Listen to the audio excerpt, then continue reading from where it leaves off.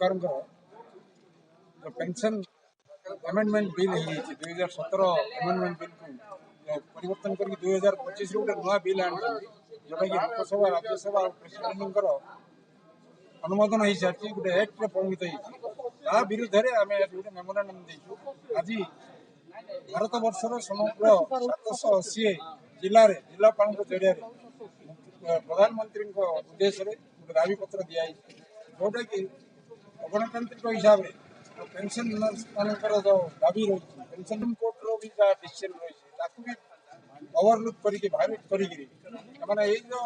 नूतन pension नियम लागू कराई विरुद्ध में समग्र भारत वर्ष में आज प्रधानमंत्री उद्देश्य दाबी पत्र प्रदान कर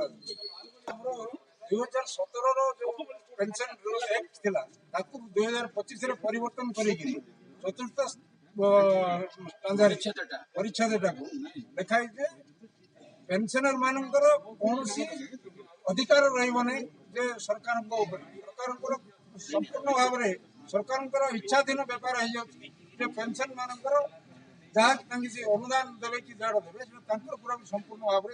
में इच्छाधीन बेपार हो जोटा कि आम विरोध करो सुप्रीम कोर्ट कहला पेंशन 30-40 वर्ष चाकरी कर मौलिक अधिकार अच्छी से पेंशन टा कौन अनुग्रह नहीं पेंशन टा से अधिकार आम अधिकार तो आपको स्क्वीज कर गोटे विभेद सृष्टि करने चेष्टा कर 72 पर्यंत जी पेंशन अच्छे गोटे भाग में 1/1/26 पर जो पेंशनर मैंने आसवे से गोटे अन्य